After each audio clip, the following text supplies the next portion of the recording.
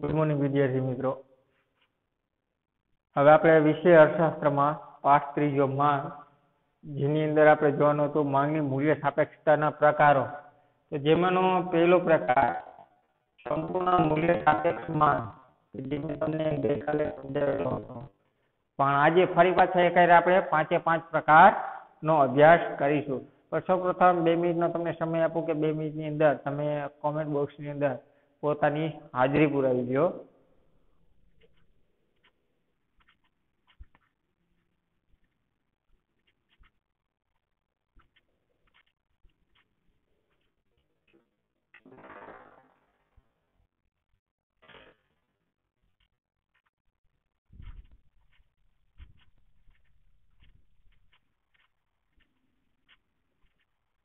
હવે જોઈએ આપણે પહેલો પ્રકાર માંગની મૂલ્ય સાપેક્ષતાના પ્રકારોમાં સંપૂર્ણ મૂલ્ય સાપેક્ષ માંગ। સંપૂર્ણ મૂલ્ય સાપેક્ષ માંગ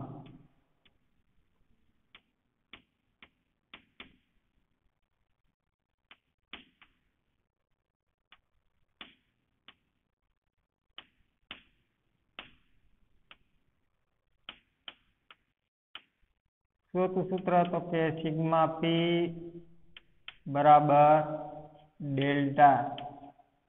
સિગ્મા પી બરાબર ડેલ્ટા એટલે કે અનંત ગણો વધારો સૂચવે।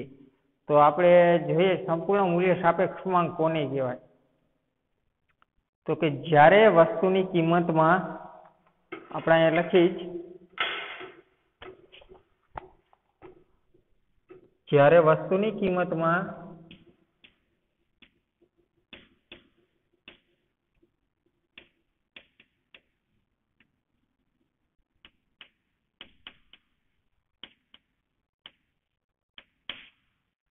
અત્યંત નજીવો ફેરફાર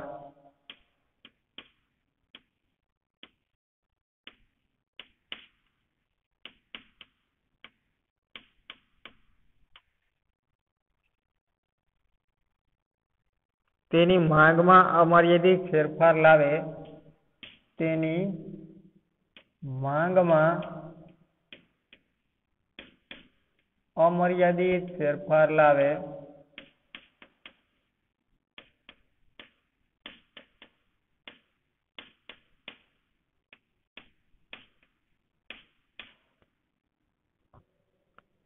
ત્યારે વસ્તુ માટેની માંગમાં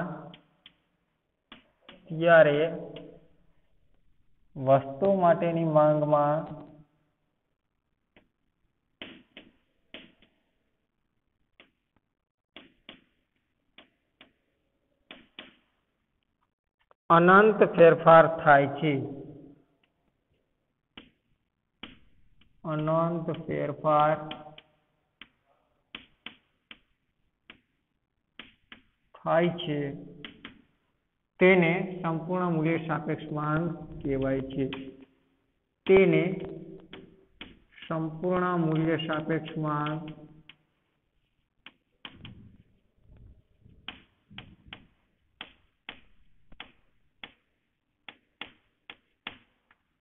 કહેવાય છે। હવે જો આપણે સૂત્ર મુજબ જોઈએ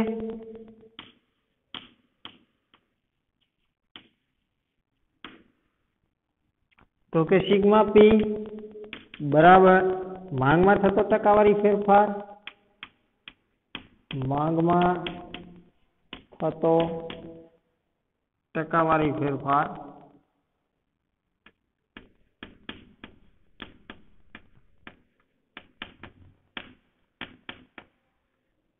છેદમાં કિંમતમાં થતો ટકાવારી ફેરફાર।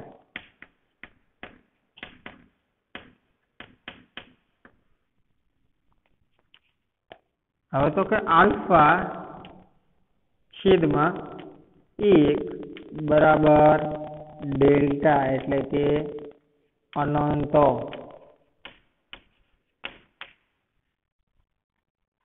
હવે આપણે સૌપ્રથમ ઊભી ધરી અને આડી ધરી લઈ લઈ તો આને કહેવાય વાય ધરી, આને કહેવાય એક્સ ધરી.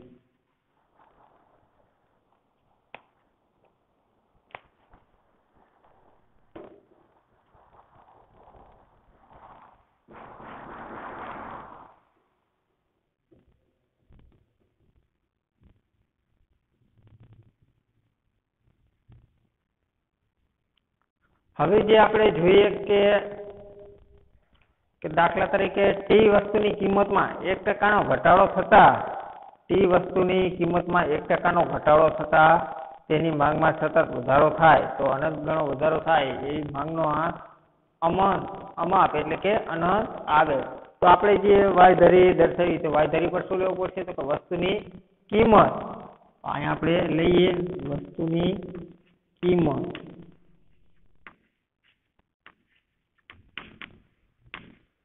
એક્સ ધરી પર શું લેવું પડે તો કે વસ્તુની માંગ, કે જે વસ્તુની માંગ એક્સ ધરી પર દર્શાવી અને વસ્તુની કિંમત વાય ધરી પર દર્શાવી. હવે તો કે વચ્ચેથી આપણે ડી અને ડી નામની રેખા આપવી જોઈએ. શા માટે તો કે જો અમાપ કે જે આપણે આ રેખાખંડ જે બધું દોરી તો આ રીતનું જે વાક્ય હોય તો એને આપણે શું કહી શકીએ અમાપ, અનંત, કે અનંત ફેરફાર લાવે.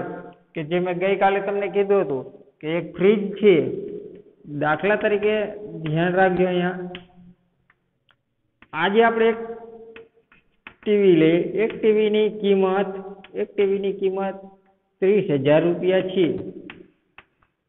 હવે 30,000 રૂપિયામાંથી આપણે 50% ઘટાડો કર્યો, 50% ઘટાડો શેમાં તો કે કિંમતમાં, તો 50% ઘટાડા એક ટીવીની કિંમત કેટલી થશે 15,000 રૂપિયા.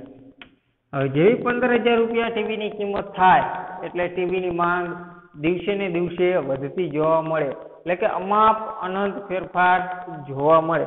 તો આ રીતે જેમ વસ્તુની કિંમતમાં થતો ટકાવારી એટલે કે માંગમાં થતો ટકાવારી ફેરફાર છેદમાં કિંમતમાં થતો ટકાવારી ફેરફાર કે જે અમાપ અનંત વસ્તુ કહી શકાય. તો હવે આપણે જે ડી અને ડી છે તો એને કઈ માંગ કહી શકાય તો કે સંપૂર્ણ મૂલ્ય સાપેક્ષ માંગ. સંપૂર્ણ મૂલ્ય સાપેક્ષ માંગ.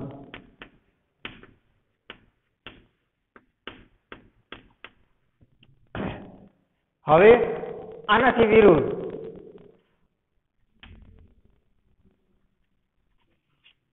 બીજો પ્રકાર, જો મેં ગઈકાલે તમને કીધું હતું કે પહેલું અને બીજું, પહેલો પ્રકાર અને બીજો પ્રકાર એકબીજાના વિરોધાર્થી છે. પહેલું સંપૂર્ણ મૂલ્ય સાપેક્ષ માંગ તો બીજું સંપૂર્ણ મૂલ્ય અનપેક્ષ માંગ, ત્રીજું એકમ મૂલ્ય સાપેક્ષ માંગ, ચોથું મૂલ્ય સાપેક્ષ માંગ અને પાંચમું તો મૂલ્ય અનપેક્ષ માંગ.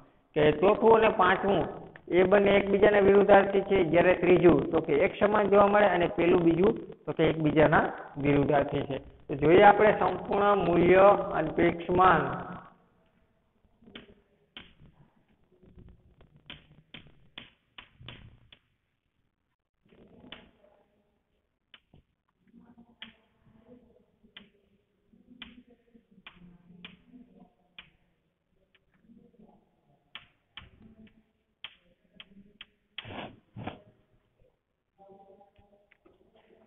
તો સંપૂર્ણ મૂલ્ય અનપેક્ષ માંગ કોને કહેવાય તો કે જ્યારે વસ્તુની કિંમતમાં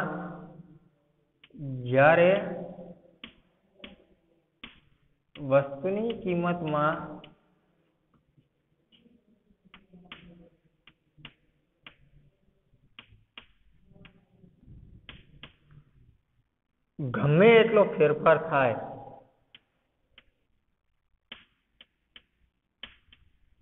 ગમે તેટલો ફેરફાર થાય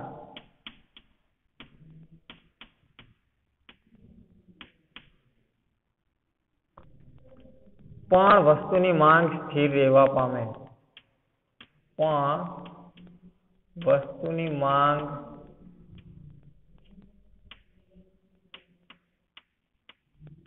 સ્થિર રહેવા પામે.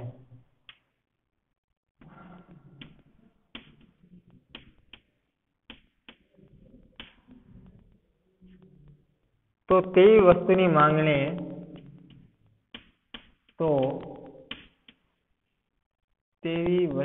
માંગને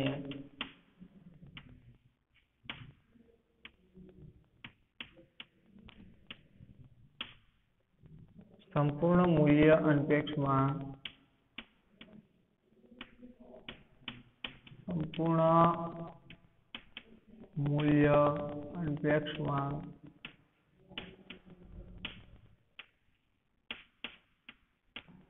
કહેવાય.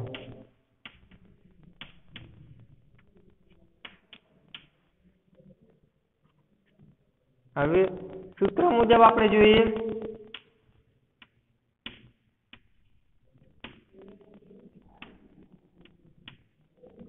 જો સંપૂર્ણ મૂલ્ય અનપેક્ષમાં ને શું કહેવાય?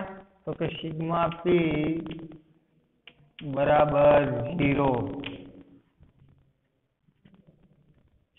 અહીંયા આપણે સૂત્ર મુજબ લઈએ સિગ્મા પી બરાબર, તો કે માંગમાં થતો ટકાવારી ફેરફાર, માંગમાં થતો ટકાવારી ફેરફાર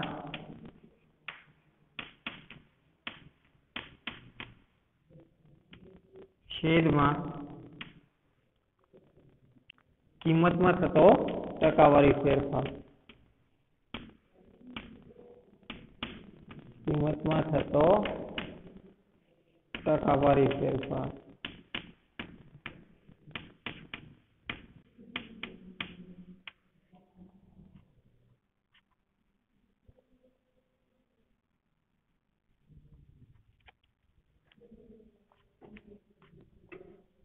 હવે જો દાખલા તરીકે કોઈ વસ્તુની કિંમત છે, હવે એ વસ્તુની કિંમતમાં 10% નો ઘટાડો થાય, વસ્તુની માંગમાં કોઈ જાતનો ફેરફાર થાય નહીં.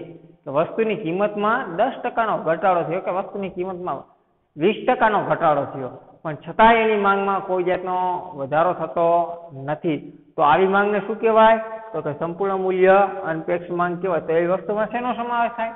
આપણે આગલા લેક્ચરની અંદર જોઈ ગયા કે જેમ કે દિવાસળી, ટાંકણી, પછી સમાચાર પત્ર જેવી હલકી વસ્તુ, મીઠું છે, આવી બધી પ્રકારની વસ્તુમાં કે જેમ વસ્તુના ભાવ ઘટશે છતાં તેની માંગમાં વધારો થતો નથી. તો જ્યારે આવી માંગ ઉદ્ભવે ત્યારે તેને સંપૂર્ણ મૂલ્ય અનપેક્ષ માંગ કહેવાય. તો જેને આપણે આલેખ દ્વારા દર્શાવી શકીએ,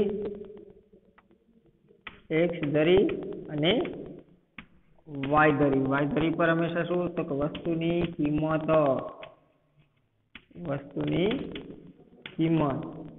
અહીંયા તો વસ્તુની માંગ. હવે તો કે 0 છે, તો કે માંગમાં થતો ટકાવારી ફેરફાર, તો કે માંગમાં કોઈ જાતનો ટકાવારી ફેરફાર થતો નથી, ગમે એટલી વસ્તુની કિંમત ઘટે.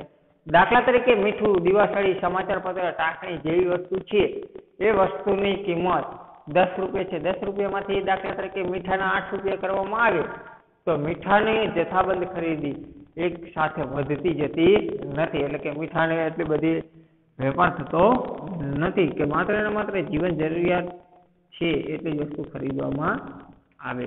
તો તેથી આપણે એને ઊભી રેખા દર્શાવી શકીએ.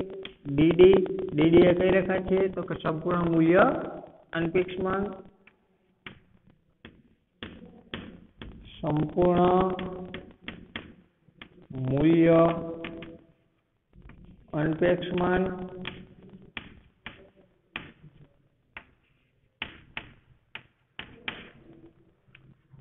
એ જ રીતે હવે આપણે ત્રીજો પ્રકાર જોઈએ.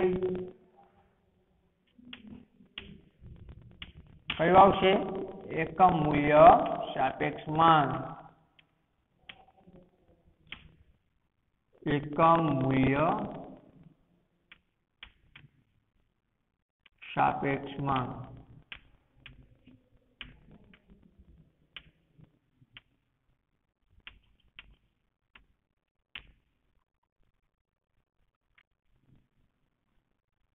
यहाँ આપણે લખી શકીએ સિગ્મા પી બરાબર 1, સિગ્મા પી બરાબર 1।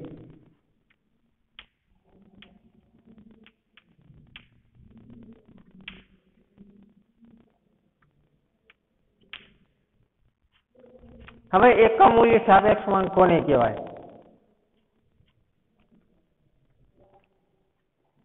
તો કે જ્યારે વસ્તુની કિંમતમાં થતો ટકાવારી ફેરફાર, વસ્તુની કિંમતમાં થતો ટકાવારી ફેરફાર અને વસ્તુની માંગમાં થતો ટકાવારી ફેરફાર એક સમાન હોય। કેવા હોય?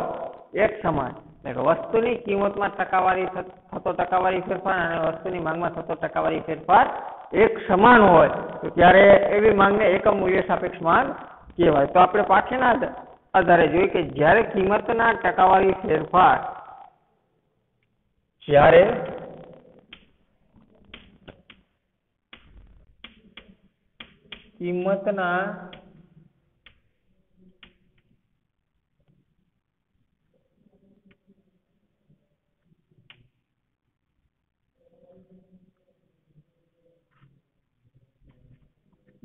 કિંમતના ટકાવારી ફેરફારો અને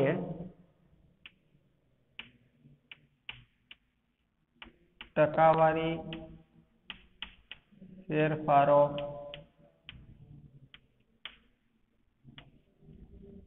અને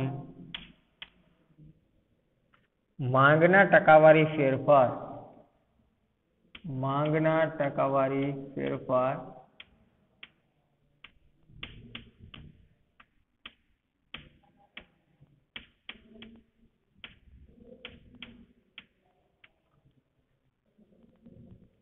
સરખા હોય ત્યારે માંગ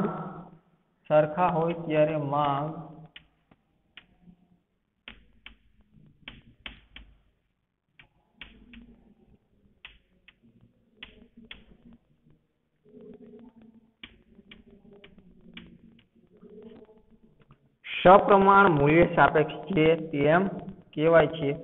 માંગ સપ્રમાણ મૂલ્ય સાપેક્ષ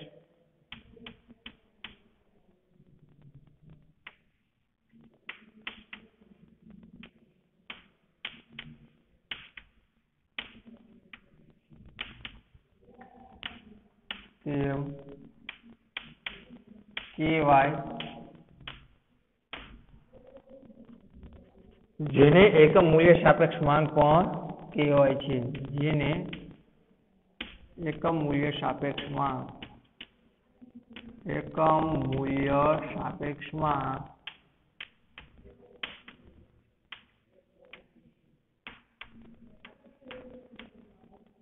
પણ કહેવાય છે।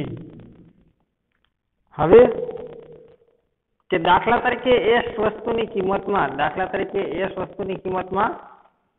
5% ઘટાડો થાય અને તેથી વસ્તુની માંગમાં પણ 5% નો વધારો થાય તો તેવી વસ્તુની માંગની મૂલ્ય સાપેક્ષતા 1 છે તેમ કહેવાય। સૂત્ર મુજબ શું? તો કે માંગમાં થતો ટકાવારી ફેરફાર અને કિંમતમાં થતો ટકાવારી ફેરફાર સરખો હોય। સિગ્મા પી સૂત્ર સિગ્મા પી બરાબર 1 તો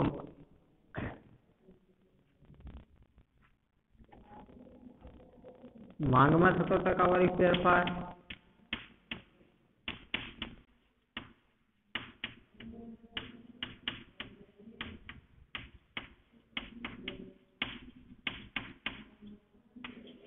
છેદમાં કિંમતમાં થતો ટકાવારી ફેરફાર। હવે જો આ બંનેમાં શું તો કે અનંત માંગમાં થતો ટકાવારી ફેરફાર કેવો હોય? જો પહેલેથી ફરીથી પાછો તમને સમજાવું કે જેમાં આપણે થોડું મેં લખવાનું બાકી રાખ્યું કે એ પછી એક સાથે સમજાવીશ પણ અત્યારે વળી પાછો તમને પહેલેથી સમજાવી દઉં કે સંપૂર્ણ મૂલ્ય સાપેક્ષ માંગમાં શું હતું તો કે દાખલા તરીકે ટી વસ્તુની કિંમતમાં 1% નો ઘટાડો થાય એટલે માંગમાં સતત વધારો થાય તો કે માંગમાં થતો ટકાવારી ફેરફાર કેવો હોય? વધારે। આમાં આવશે વધુ છેદમાં ઓછું. આમાં શું આવશે તો કે ઓછું માંગમાં થતો ટકાવારી ફેરફાર કેવો હશે? ઓછું છેદમાં કિંમતમાં થતો ટકાવારી ફેરફાર કેવો હશે? વધારે. જ્યારે આમાં માંગમાં થતો ટકાવારી ફેરફાર અને કિંમતમાં થતો ટકાવારી ફેરફાર કેવો હશે? તો કે એક સમાન.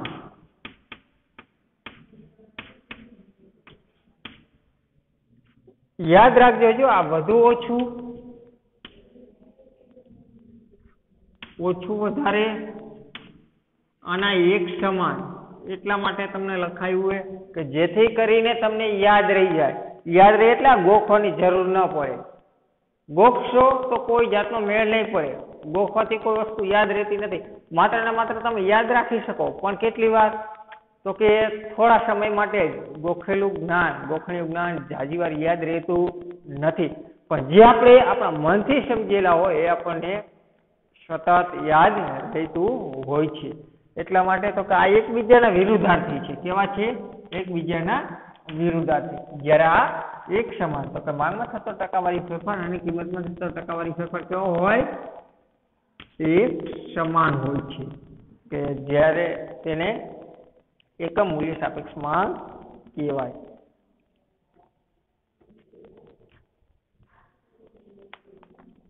તો હવે આનો કોઈ જાતનો આલેખ દોરવાનો આવશે નહીં. દાખલા તરીકે આપણે જોઈએ એક વસ્તુની કિંમતમાં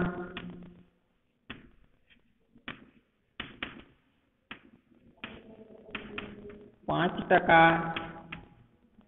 ઘટાડો. એક વસ્તુની કિંમતમાં 5% ઘટાડો થાય તો વસ્તુની માંગમાં એક વસ્તુની માંગમાં પણ 5% વધારો થયો. હવે આ કઈ રીતે લખવું પડશે? તો કે સૂત્ર મુજબ માંગમાં થતો ટકાવારી ફેરફાર એટલે કે 5% નો વધારો છેદમાં 5% નો ઘટાડો બરાબર કેટલા આવશે? તો કે 1. 5 5 ઉડી જાય. જવાબ કેવો આવે? 1. 5 1 5 બરાબર. જવાબ કેવો આવશે? 1. પણ આ 1 છે, 1 કેવો આવે? માનાંકમાં 1 આવે એટલે આ 1 ની પાછળ તમે લીટર, મીટર, કિગ્રા જેવું કોઈ એકમ લખી શકાતું નથી. જો એકમ મૂલ્ય સાપેક્ષમાં હંમેશા શુદ્ધ આંકમાં જ વ્યક્ત થાય છે. યાદ રાખજો, એકમ મૂલ્ય સાપેક્ષમાં અહીંયા નોંધ લખું. એકમ મૂલ્ય સાપેક્ષમાં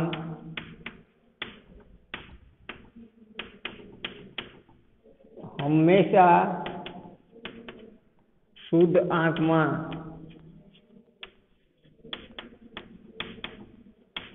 વ્યક્ત કરવામાં આવે છે.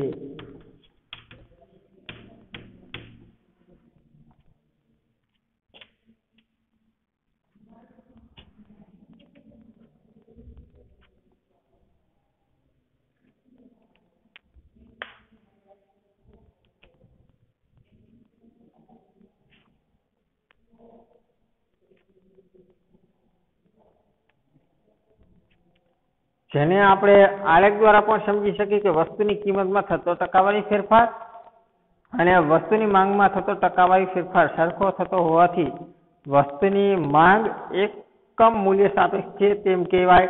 તો હવે આપણે અહીંયા લખી શકીએ જો એકમ મૂલ્ય સાપેક્ષ માંગ, એકમ મૂલ્ય સાપેક્ષ માંગ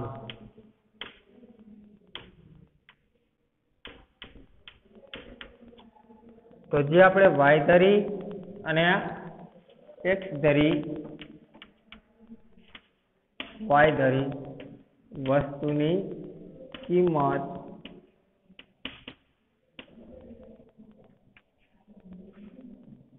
વસ્તુની માંગ.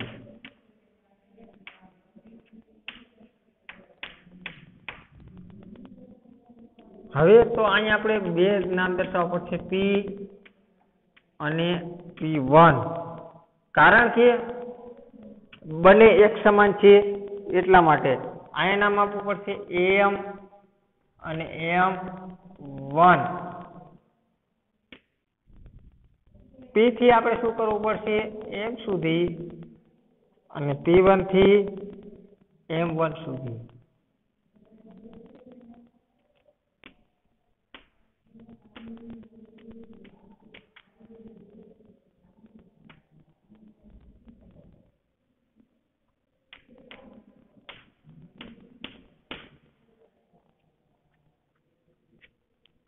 જો આ આલેખ દ્વારા આપણે એ સમજવાનું કે વસ્તુની કિંમતમાં થતો ટકાવારી ફેરફાર કેવો છે?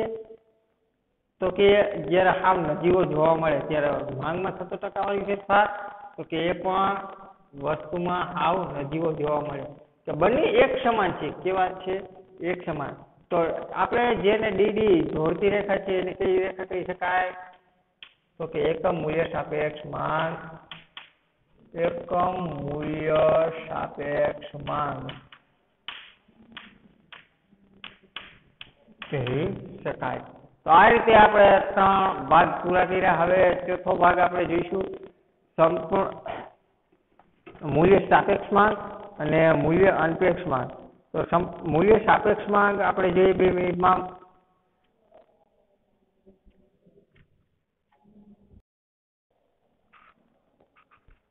હવે માંગની મૂલ્ય સાપેક્ષતાના પ્રકારોમાં આપણે ચોથો પ્રકાર જોઈશું માંગની મૂલ્ય સાપેક્ષ માંગ, એટલે કે મૂલ્ય સાપેક્ષ માંગ.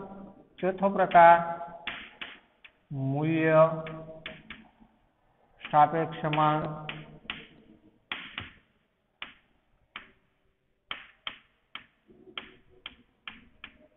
જેમાં આપણે લખી શકીએ સિગ્મા P greater than 1. એટલે થી ઓછું. કેવું? ઓછું. આના કરતા એક છે, એક કેટલો હોવો જોઈએ? ઓછું. એટલે એક કરતા વધારે હોવું જોઈએ. આમ જોઈએ તો આ છે એક કરતા વધારે હોવું જોઈએ. આમાં ખાસ એ યાદ રાખવાનું કે જે બાજુ અણી આવે એ અણી વાળો ભાગ નાનો હોય. હવે મૂલ્ય સાપેક્ષ માંગ તો કે વસ્તુની કિંમતના ટકાવારી ફેરફાર કરતા વસ્તુની કિંમતના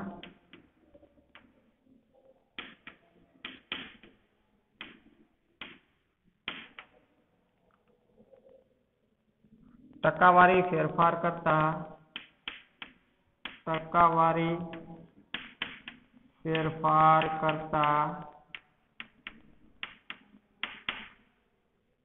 વસ્તુની માંગમાં થતો ટકાવારી ફેરફાર વસ્તુની માંગમાં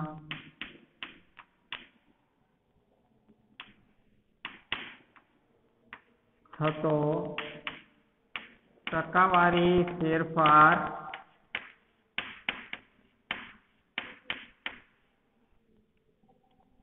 વધુ હોય. કેવો હોય? વધુ હોય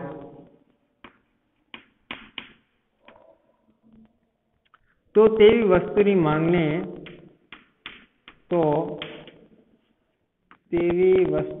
માંગને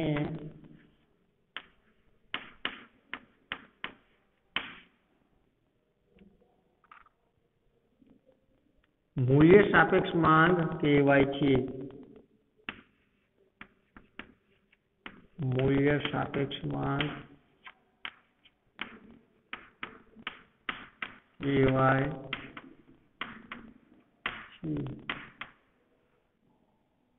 કે દાખલા તરીકે આપણે જોઈએ કે આ વસ્તુની કિંમતમાં 10% નો વધારો થાય. દાખલા તરીકે આ વસ્તુની કિંમતમાં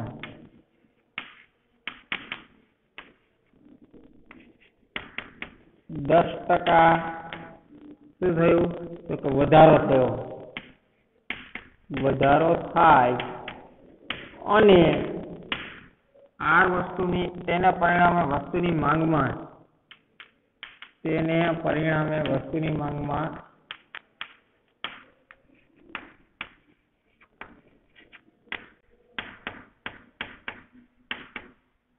30% ઘટાડો થાય. તો કે 10 કરતા 30 વધારે એટલે કે 30 કરતા 10 ઓછા એ રીતે પણ આપણે કહી શકાય.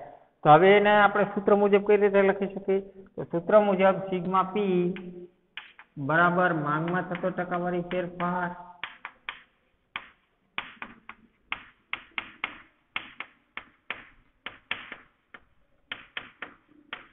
છેદમાં કિંમતમાં થતો ટકાવારી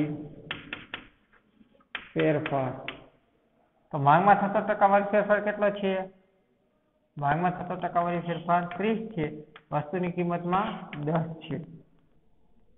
એટલે કે 30% નો ઘટાડો 30% નો ઘટાડો છેદમાં 10% નો વધારો 10% વધારો. જવાબ કેટલો આવશે? 3. કારણ કે મીંડું ઉડી જાય. 1 તરી 3 બરાબર. જવાબ કેવો આવશે? માનાંકમાં 3. કે જે આપણે અહીંયા આલેખ પણ દોરી શકીએ. સૌપ્રથમ y ધરી x ધરી y ધરી અને x ધરી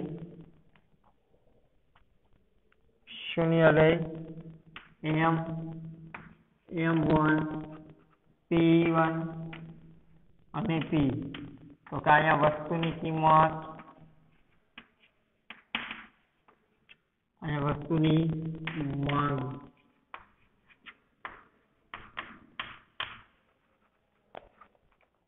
હવે તો કે p માં કેટલું આપેલું છે?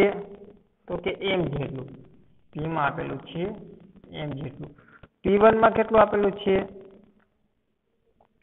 તો કે m1 જેટલું. એટલે કે m1 માં p1 જેટલું.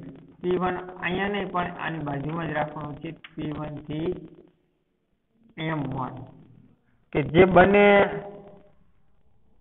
વસ્તુની કિંમતમાં શું કીધું? વસ્તુની કિંમતમાં ટકાવારી ફેરફાર કરતા વસ્તુની માંગમાં થતો ટકાવારી ફેરફાર વધુ હોય. એટલે વસ્તુની માંગનો ટકાવારી ફેરફાર કેવો હશે? તો કે વધારે. પણ એ આ રીતે નહીં, એ આ રીતે દોરવામાં આવશે કે વસ્તુની માંગમાં ટકાવારી ફેરફાર વધારે છે. કેના કરતા? તો કે વસ્તુની કિંમત કરતા. હવે તો આ જે બને જોતી રેખા છે જેને આપણે શું નામ આપીએ?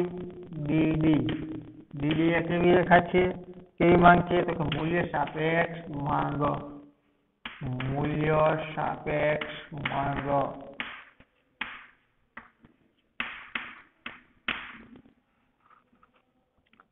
ત્યાર પછી આ પાઠનો છેલ્લો મુદ્દો અને છેલ્લો પ્રકાર મૂલ્ય સાપેક્ષ માંગ.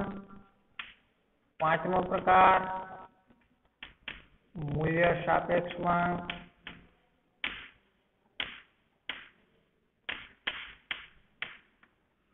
સિગ્મા p <1 સિગ્મા p <1 તો કે વસ્તુની કિંમતના ટકાવારી ફેરફાર કરતા વસ્તુની કિંમતના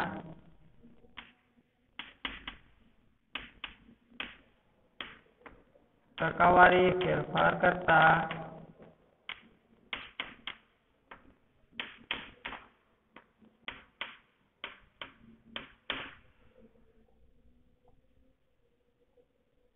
વસ્તુની માંગમાં થતો ટકાવારી ફેરફાર વસ્તુની માંગમાં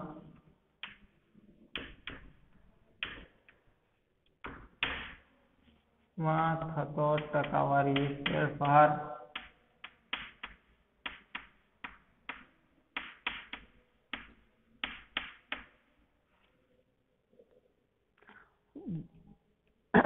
ઓછો હોય તો તેવી વસ્તુની માંગને ઓછો હોય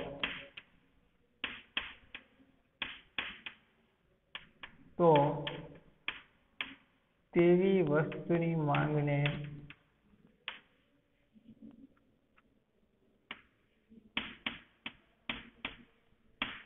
મૂલ્ય સાપેક્ષ માંગ કહેવાય છે. મૂલ્ય સાપેક્ષ માંગ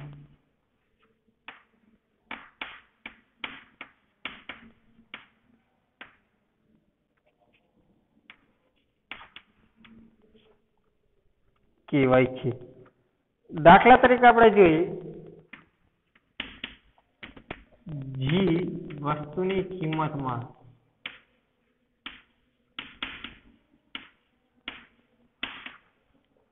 જે વસ્તુની કિંમતમાં 20% વધારો થાય 20% વધારો થાય તો હવે એની માંગમાં શું થશે તો કે માંગમાં ફક્ત 5% ઘટાડો થાય. માંગમાં ફક્ત 5% જેટલો જ ઘટાડો થયો. હવે આમાં તો કે વધારા કરતા ઘટાડો વધારે હતો, આમાં તો કે વધારા કરતા ઘટાડો ઓછો છે એટલે જ એકબીજાના વિરુદ્ધાર્થી કીધા. યાદ રાખજો આમાં શું લખેલું વસ્તુની કિંમતના ટકાવારી ફેરફાર કરતા.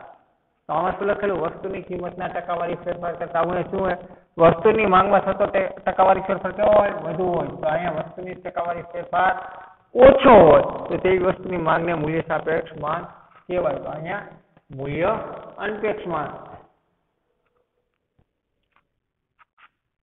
મૂલ્ય અનપેક્ષ માંગ સાપેક્ષ નહીં પણ અનપેક્ષ માંગ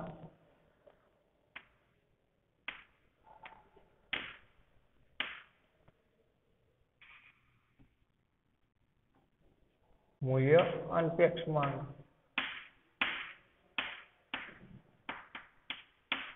અનપેક્ષ માંગ કહી શકાય એટલે કે એકબીજાના વિરુદ્ધાર્થી છે. હવે આપણે તેને સૂત્ર મુજબ જોઈએ તો કે સિગ્મા પી બરાબર માંગમાં થતો ટકાવારી ફેરફાર માંગમાં થતો ટકાવારી ફેરફાર છેદમાં કિંમતમાં થતો ટકાવારી ફેરફાર. તો 5% નો ઘટાડો બરાબર શું હોય 5% ઘટાડો છેદમાં શું આવશે તો કે 20% વધારો 20% વધારો એટલે જવાબ શું આવશે તો કે -1/4. કે માઇનસ શા માટે તો કે 5 ચોક 20 હવે 4 છે એટલે ઉપર 1 કારણ કે ઉપર નાની સંખ્યા હોવાથી માઇનસ આવશે.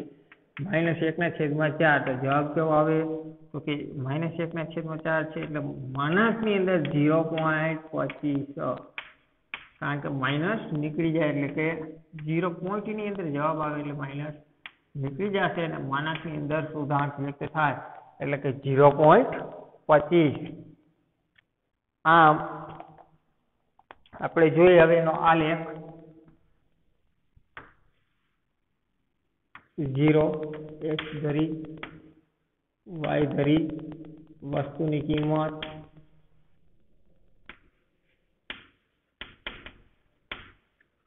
વસ્તુની માંગ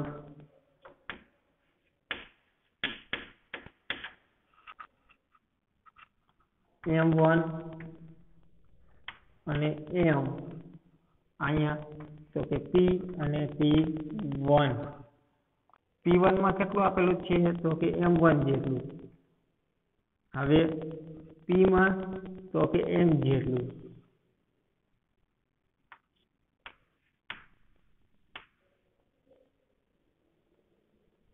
હવે જે આ બંને જોડતી રેખા છે DD તો DD ને શું કહેવાય મૂલ્ય અનપેક્ષ માંગ.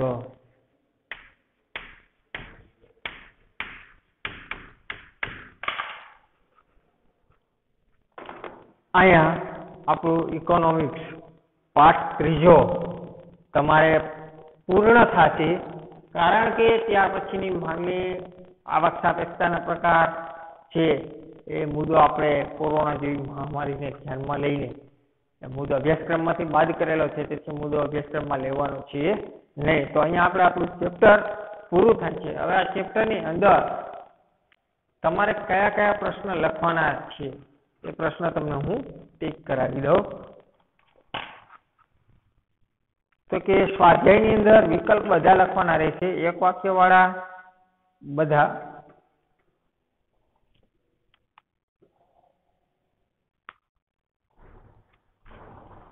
પ્રશ્ન ત્રીજામાં ટૂંકમાં જવાબ આપો, એમાં છે માંગ વિધેય એટલે શું, એ પ્રશ્ન તમારે લખવાનો નથી। માંગ વિધેય એટલે શું એ લખવાનો નથી। પછી 8મો પ્રશ્ન માંગની મૂલ્ય સાપેક્ષતા માપવાની રીતો એ લખવાનો નથી। પ્રશ્ન નંબર 4 માં નીચેના પ્રશ્નોના મુદ્દાસર જવાબ આપો।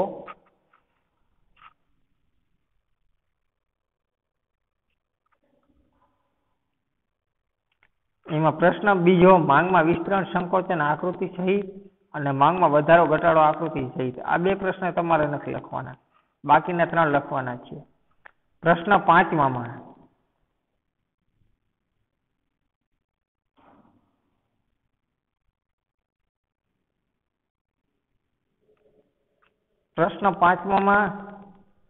માંગનો અર્થ આપી માંગને અસર કરતા પરિબળ એ પ્રશ્ન લખવાનો છે અને માંગની મૂલ્ય સાપેક્ષતાનો અર્થ આપી તેના પ્રકારો આકૃતિ સહિત સમજાવો।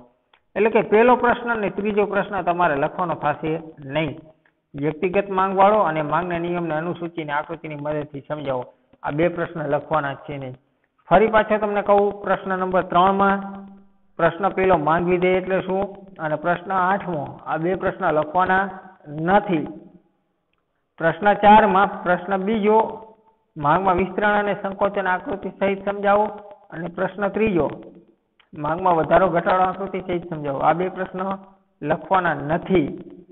અને પ્રશ્ન 5માં પ્રશ્ન પહેલો વ્યક્તિગત માંગ અને બજાર માંગની સમજૂતી આકૃતિ સહિત આપો અને પ્રશ્ન ત્રીજો માંગના નિયમને અનુસૂચિને આકૃતિની મદદથી સમજાવો, આ બે પ્રશ્ન લખવાના થતા નથી।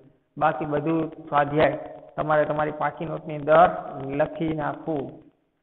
તો હવે આપણે અહીંયા આપણો લેક્ચર પૂરો કરી અને પાઠ ત્રીજો ઇકોનોમિક્સની અંદર પણ પૂરો। તો હવે આપણે આગળના લેક્ચરમાં ચોથો પાઠ એકદમ આનાથી વિરુદ્ધાર્થી પાઠનું નામ છે પુરવઠો વિશે અભ્યાસ કરીશું।